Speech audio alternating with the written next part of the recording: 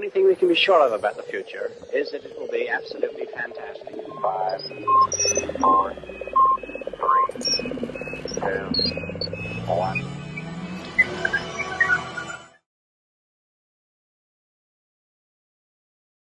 Professor John Eric Goff, a world-renowned sports physics researcher known for his work on World Cup soccer balls and Tour de France modeling, works with students at the University of Lynchburg to understand how the laws of physics may be applied to Krav Maga.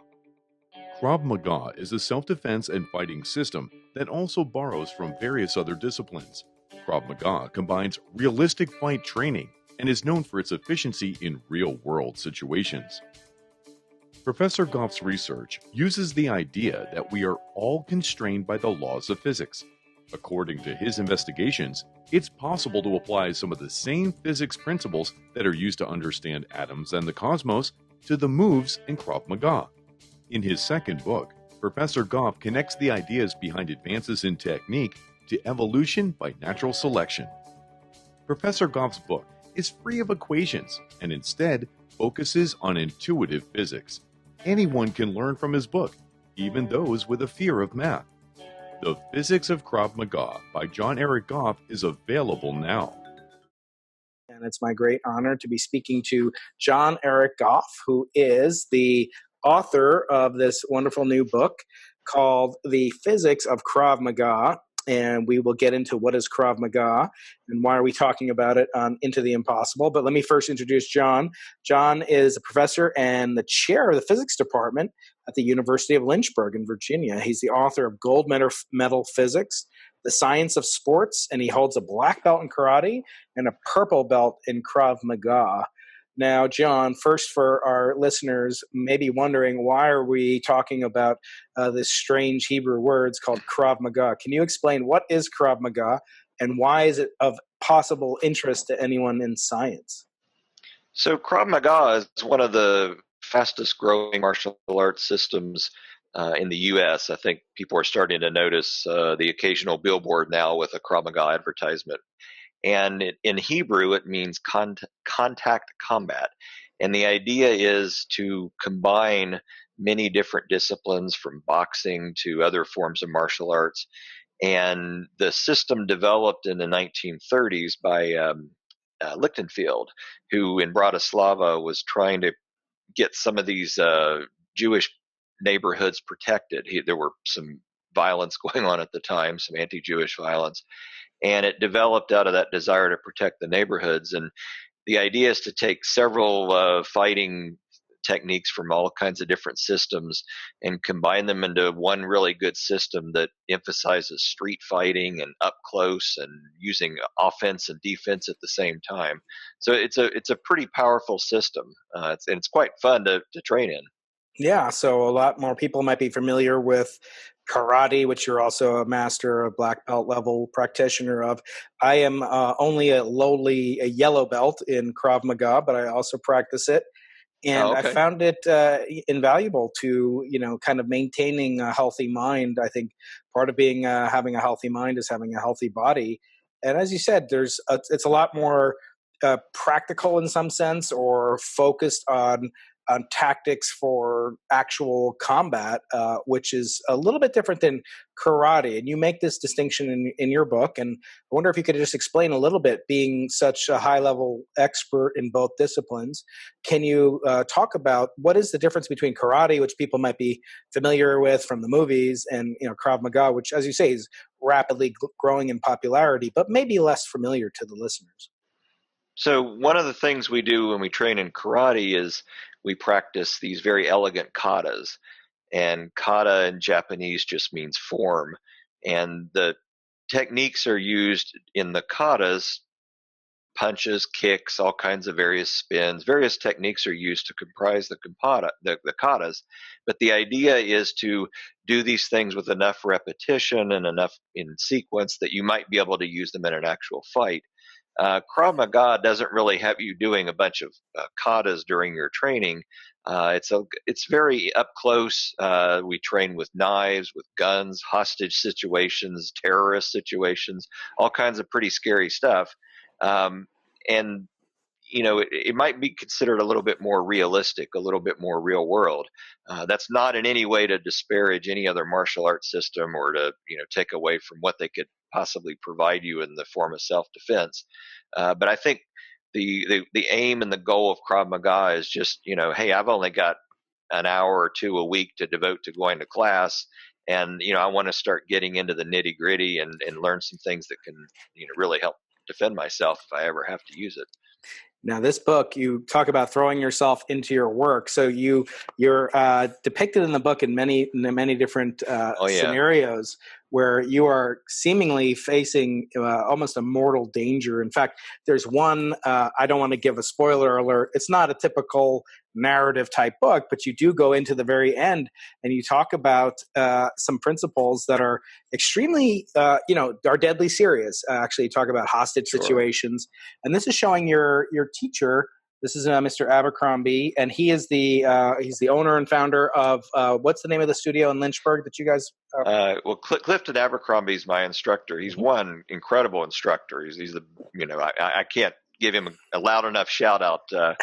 His Warrior Success Academy is in Forest, Virginia. So anyone in Lynchburg, Forest area of Virginia would do themselves great help to go and at least take a sample class, see what it's like, and you're going to get hooked on Mr. Abercrombie. Yeah, and as I say, you really get into this to the practice and explain in physical techniques that really you make use of the laws of Newtonian mechanics. I mean, you don't need to know quantum field theory to understand this book. You actually don't even need to know any math or any beyond division, perhaps, and multiplication. And even there, it's so digestible and accessible. I think even somebody without even high school physics can understand it. Certainly the members in the studio I train at Krav Maga do the style of Krav Maga called Krav Maga Worldwide. And I want to have a shout out to my teacher, Mike Mahaligan, at the MMA Academy in San Diego.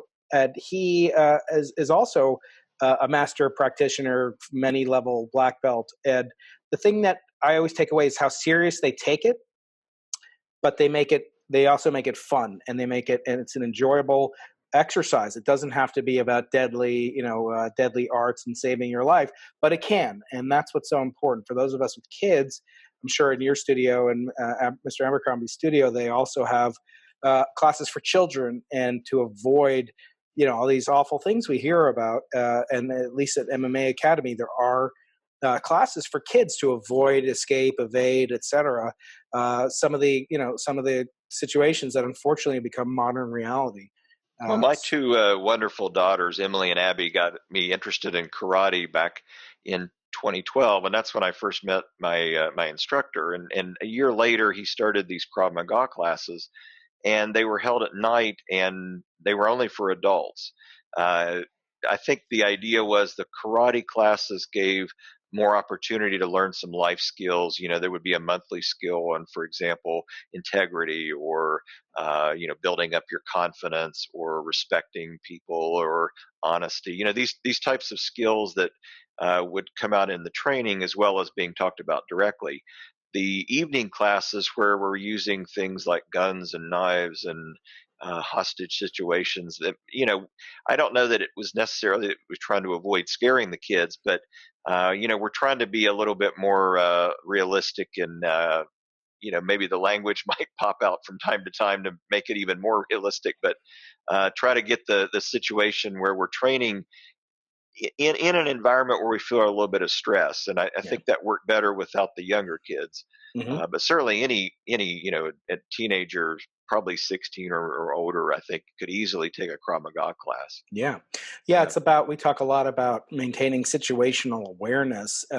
When you go from different regions, spaces at school, transitional spaces, into cars at the shopping center. Nowadays, most kids are even more, kind of distracted by technology. We have our earphones on, we take off your shoes, and you're really not as focused on the situation, your surroundings. And I think just even taking the classes has made me much more aware. You go to a parking lot before you get out of the car, look around, assess your surroundings, don't put in your earphones. just look around, not to be paranoid, but, the way that you look for different exit routes and, have a plan. And that's what Krav That's Maga, right. the motto is get home safely.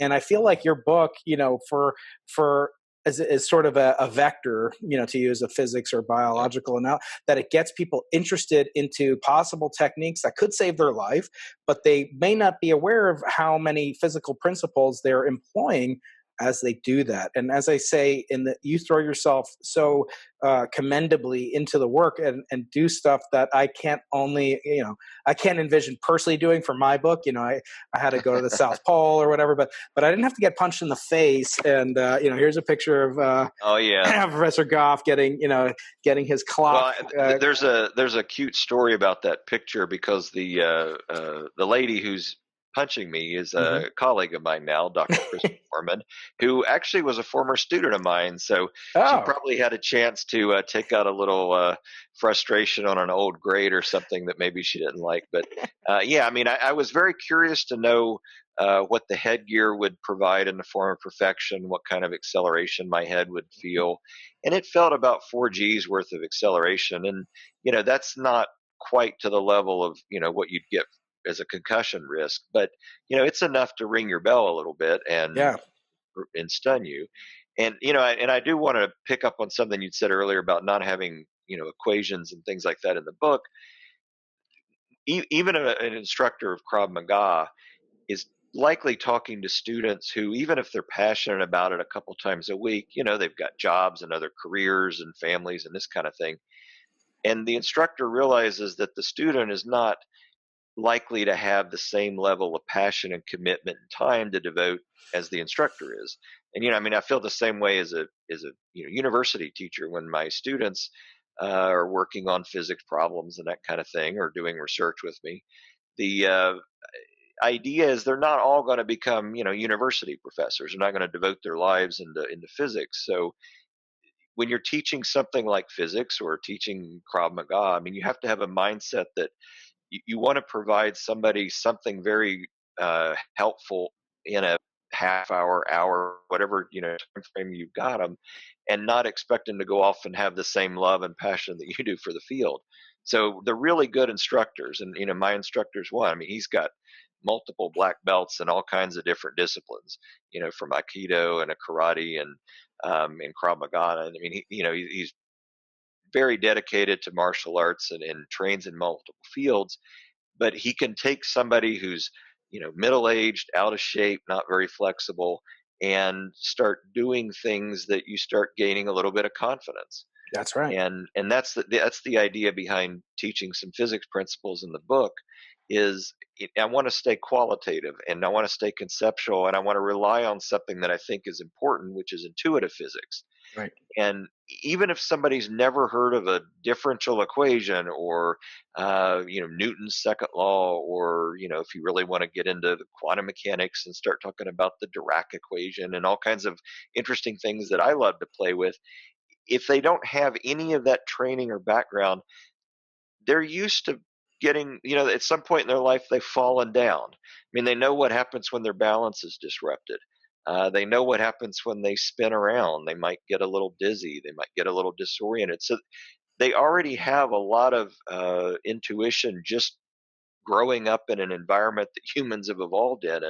And that's a powerful thing to use as a Yeah. starting point for teaching. Yeah, you give really nice kind of analogs where you encourage the reader to sort of play along with you. In one case, you're talking about what is a horsepower. I mean, everybody Yep. hears what horsepower is, but not too many people have great appreciation. Is it a horse? Does it have something to do with some animal? And like, what does it have to do with me?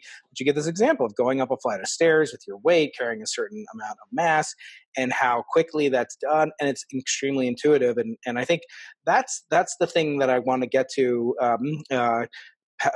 Just to turn to now, it's really how do the lessons learned from this book, how can we translate them into real world situations? Not necessarily, as I said, it has an intrinsic value for life and death, situational awareness, etc. But you mentioned a key word, which is confidence. And I feel like a lot of our students they don't take care of their bodies as well as they take care of their minds. And it's hard in college to make the time, with all the social pressures, with all the commitments, activities, et cetera, plus classes, to really have to take care of your body. But I think any kind of sport or martial art, especially, my daughters, I know you have daughters, and getting them into ways to just be aware, confident. And I think that translates, as I think Aristotle said, the ancient physicist, a sound mind is a sound body, and having, or a sound body leads to a sound mind. And I think they're sort of that nature, I think, can inspire people. And so I do see this as a vector to teaching people through something intuitive, that all you need is the book and your body, and you can learn these concepts that are relatively abstract unless you go to a physics lab and roll balls down inclined planes or what have you. So I think I definitely want to commend you on that. I do want to ask you, so you said it was your colleague who was punching you in the face here. Did she ever get tenure? Just curious. That decision's coming in a couple years. So. Okay, well, yeah, okay. Well, I wish her luck. I can't wait to see what she'll do to you after she gets tenure. Your next book.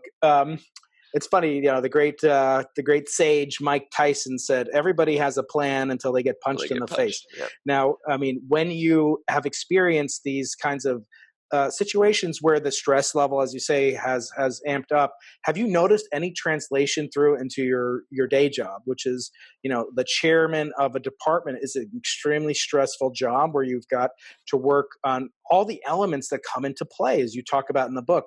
It's not just being a good striker, a fighter. It's also being a good assistant and helping people train, because we all have to hold for people. We have to practice. Have you found any of the skills that are integral to Krav Maga translate into your day job? Sure. I mean, let me back up a second. I think if you think about the way we learn things, and setting aside multiple paragraphs of neuroscience that we'll avoid right now, there really are two ways that we learn things. You're either going to fill a hole in your brain that represents ignorance, or you've got something wrong and you want to correct it. And the questions or the comments that you want to get people to say, whether they're talking about science or training in martial arts or anything, is, "I don't know," or "I am wrong." Right. And it has its genesis in honesty. And if you're confident enough to be wrong and to admit you're wrong, that opens the door wide open to learning something.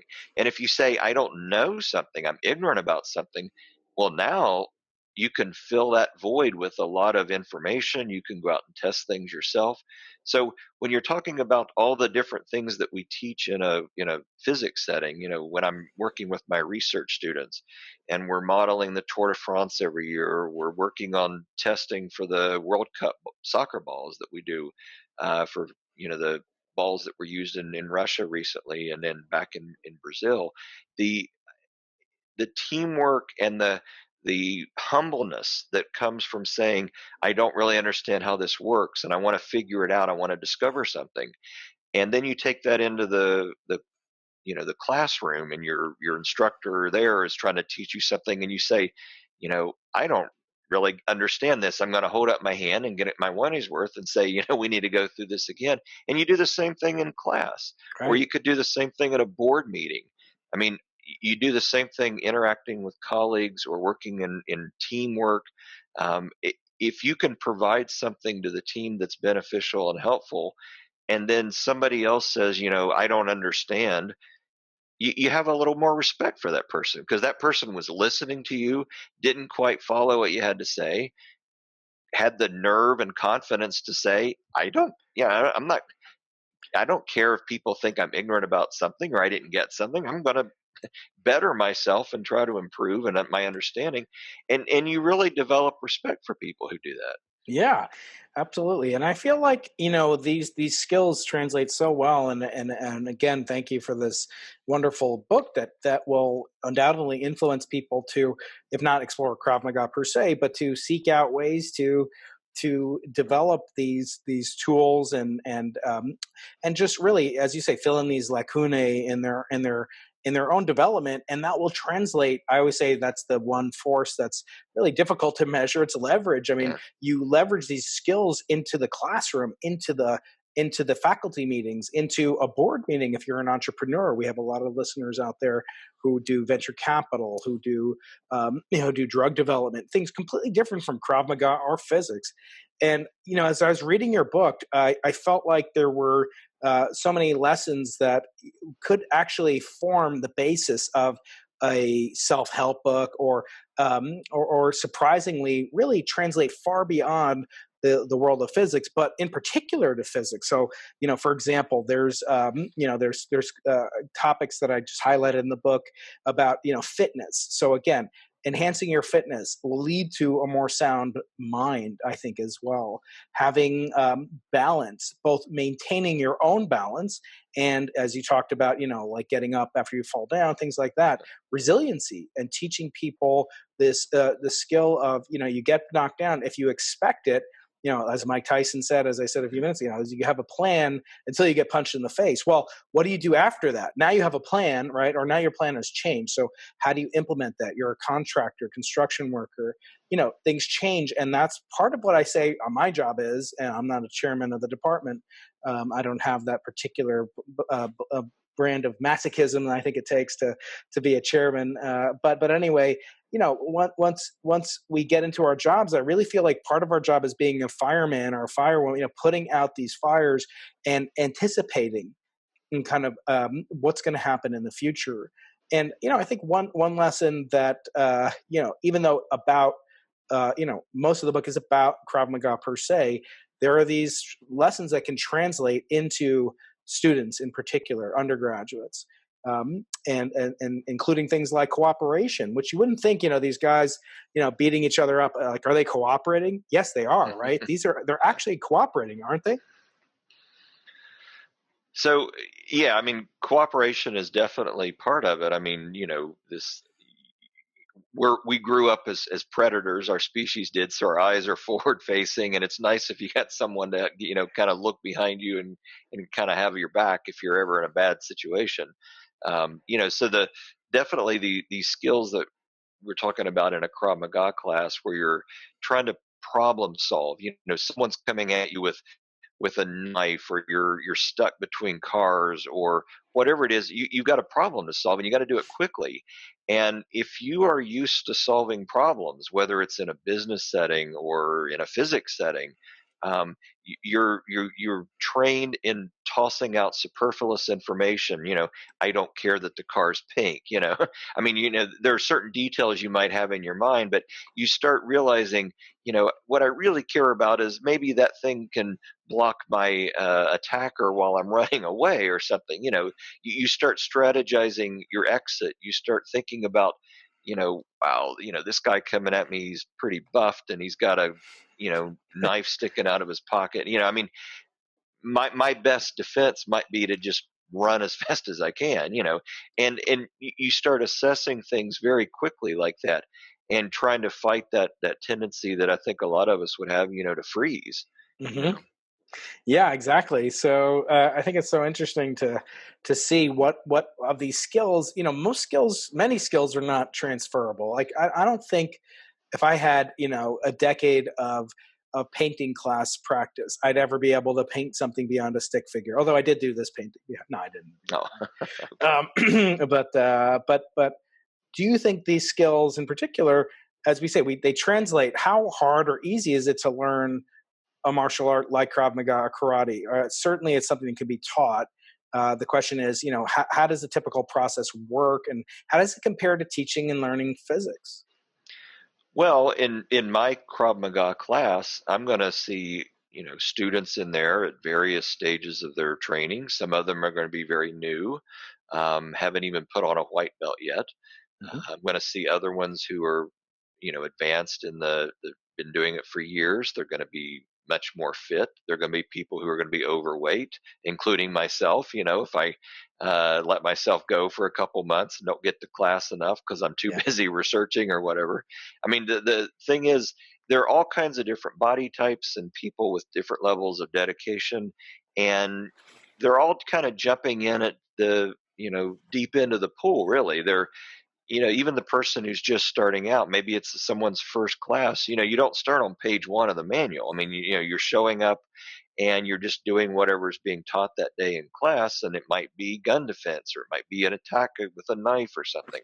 So the idea is to give somebody something, even if it's very tiny, that, hey, I accomplished something in the last 45 minutes. I had an understanding of how, someone's finger can be hurt if I'm pulling the gun a certain way and trying to get out of someone having a gun to my head.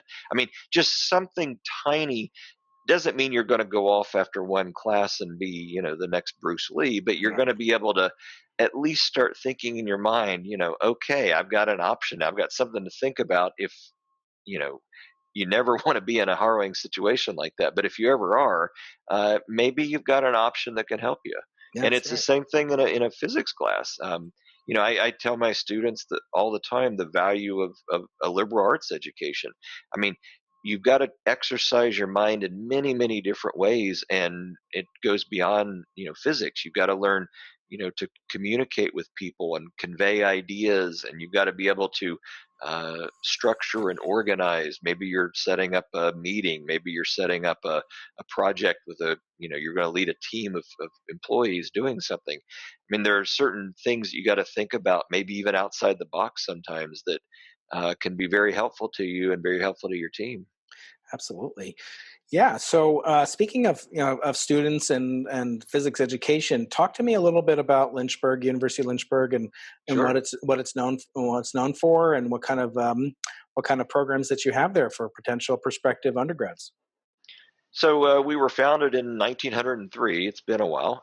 Not by any means the oldest of the universities in the U.S., but we were Lynchburg College until the summer of 2018, and we became University of Lynchburg. Our current name is University of Lynchburg. Lynchburg's in South Central Virginia, beautiful part of Virginia. We've got great mountains and wooded areas and lakes and trails and all kinds of things you can do around here, and maybe about 3 hours drive from the beach. So it's a nice place to live and work. The university itself, stresses a liberal arts education. The physics major that we offer is rigorous. We have a small department, and the classes are small. I mean, we really get to know our students. And, I take great pride in the sports physics research that I've been able to do here in the last 15 years, because I'm not working with massive budgets, but, I'm working with colleagues in England and Japan, and now actually University of Vienna, and a couple other colleagues in the U.S. And the experiences that you can get at a small college include, hands-on interactions with laboratory equipment with an instructor who's right there with you. You're not being taught by a graduate student. And my students who do research projects, they publish with me. I mean, I put their name first on the paper and get them out there, and really want them to leave University of Lynchburg well equipped for their futures. No, that's phenomenal. So you mentioned a little bit about sports physics. Can you talk a little bit about your previous book, which is a bestseller, called Gold Medal Physics, The Science of Sports? Sure. So that book, the genesis of that book was that I had published a paper modeling the Tour de France with a student, and we had a little bit of success with that paper. How long would it take you to bike the Tour de France? The world's most famous cycling race is more than 2,000 miles split over 21 stages. It includes fast, flat, sprints, and grueling mountain climbs. Every year, Eric Goff and a team of his undergraduate students at the University of Lynchburg predict how fast the winning cyclist will complete each stage. They don't predict which cyclist will win, but they have developed an impressively accurate method to forecast the winning stage times. First, the team breaks each stage down into a sequence of inclined planes, creating a simplified computer model of the race's terrain. The team relies on published data for elite cyclists and inputs several physical factors into their model to calculate how fast their model cyclist will complete each stage. One of these factors is the power output of their model cyclist, who will be heavier, more aerodynamic in flat stages, and lighter, more enduring in mountain stages. Their model also accounts for rolling resistance, which is the friction between the bike's tires and the road, as well as the air resistance experienced by the cyclist and the bike. Their model is incredibly precise. In 2016, for example, Goff's team predicted the winning times of 4 stages to less than 1% error, and 14 stages to under 5% error. And I got a call one day from the publisher or the editor at Johns Hopkins University Press, and we started talking about this paper and essentially got offered a book deal. And I never really thought about writing a book, and I thought about putting some of these sports ideas into print. And I wanted to highlight some of the sporting events that I loved growing up. I mean, I was enthralled when, Doug Flutie threw his Hail Mary to beat Miami in '84. And, always loved Greg Louganis, who I always tell people that, I'm on the cover of my first book, and the cover shows Greg Louganis going into a pool with abs that look like you could fire a bullet into it and it wouldn't even hurt him. But I'm on the back cover, of course. So I loved in '84 and '88 watching Louganis dive and Katarina Witt skating and stuff. So a lot of these events I decided to write about in the context of physics, and didn't hesitate from using some equations and some high school mathematics. I didn't go beyond algebra and trigonometry, but wanted to show people how they could take some fairly basic physics, do a little bit of mathematics, and come up with some interesting results. This second book, I really wanted the challenge of writing about physics from a purely conceptual point of view, and it's not in any way to insult people who've never really studied math or science.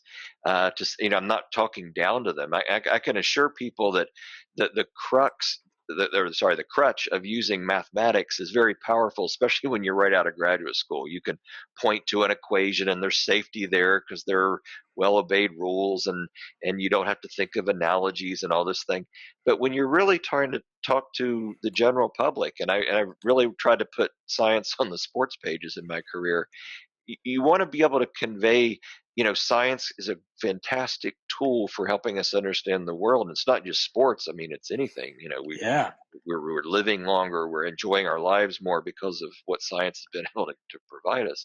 And the idea is that you can learn just a couple of basic ideas that the laws of physics completely constrain all of us. And when you're trying to write purely conceptual physics and trying to think of analogies, it's not talking down at all to anybody. It's trying to say, I want to connect with you in a way that shows that I care. I mean, I'm trying to find something that will relate to your life, whether it's tightening a lug wrench on a car, or, sitting down and having a pint after class, just being able to connect with people, because, I'm no better than anybody else just because I'm a physicist. And, Right. My instructor may not be able to, play with mathematics and the equations of physics and things like that, but his intuitive physics is phenomenal. I mean, he won't have the vocabulary of a physicist when describing a certain move, but I can watch sometimes in awe at the ability to describe what a certain technique is doing, because all the physics is there. And I felt like when I was writing the book, I was just kind of taking a lot of things I learned from him and just kind of sprinkling some of the ideas of physics just to kind of make it a little bit more concrete, from the way a scientist would describe it. Right. But that's the goal. So that was kind of the transition from the first book to the second book.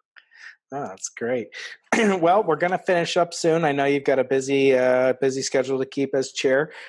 Any things that you'd like to refer the listeners to? I hope that we can have you back on maybe this summer for the Summer Olympics. We can discuss gold medal physics. Until then, any other things you'd like to bring to the listeners' attention while we have a few minutes remaining? Well, certainly anybody watching this with college-age kids, University of Lynchburg is a great place to study. It's a great place to live, and it's a great place to work.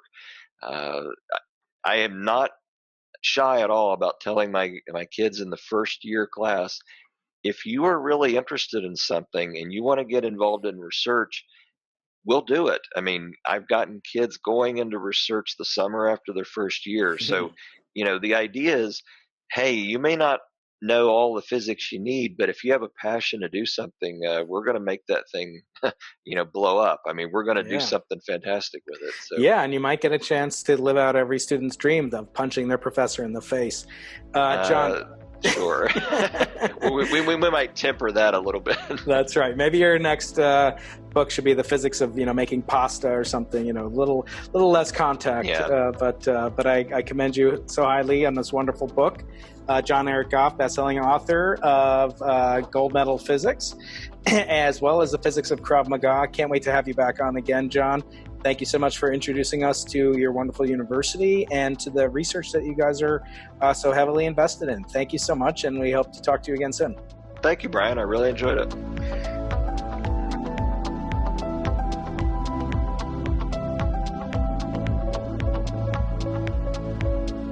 The only thing we can be sure of about the future is that it will be absolutely fantastic. 5, 4, 3, 2, 1.